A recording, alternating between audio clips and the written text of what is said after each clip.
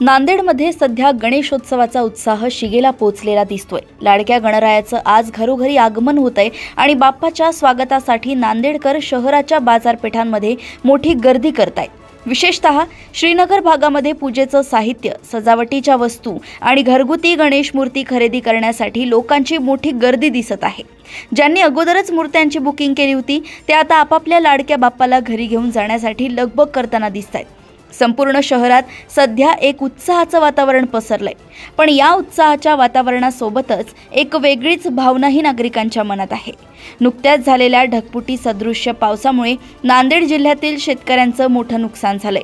त्यामुळे यंदा गणरायाकडे फक्त सुख समृद्धीचीच नाही तर आपल्या अन्नदात्यांसाठी मदतीचीही प्रार्थना केली जात आहे।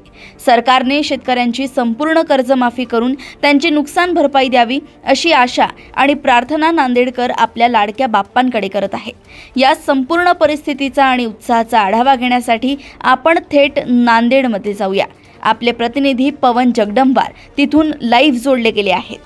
राज्यभरामध्ये आज मोठ्या हर्ष उल्हासात जे आहे ते गणरायाचं आगमन घरोघरी होणार आहे।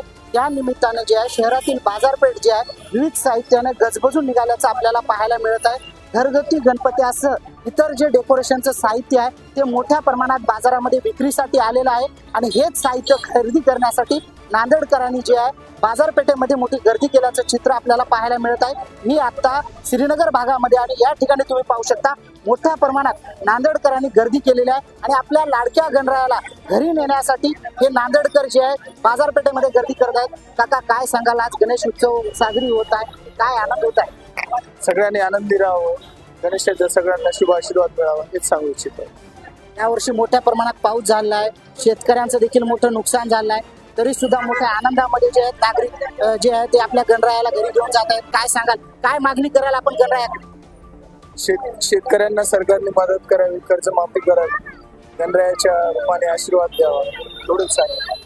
यावर्षी जे आहे मोठ्या प्रमाणात नांदेड जिल्ह्यामध्ये अतिवृष्टी झालेली आहे आणि यामुळे जे आहे नांदेडमधील शेतकऱ्यांचं मोठं नुकसान झालं आहे। आज आपल्या लाडक्या गणरायाकडे मागणी करत आहे की शेतकऱ्याची कर्जमाफी झाली पाहिजे आणि शेतकऱ्यांचं जे आहे शेतकऱ्यांच्या अन्नधान्याला भाव मिळाला पाहिजे अशी मागणी ते आपल्या लाडक्या गणरायाकडे करीत आहेत। या ठिकाणी तुम्ही पाहू शकता मोठी गर्दी बाजारामध्ये उसळल्याचं चित्र आपल्याला पाहायला मिळत आहे।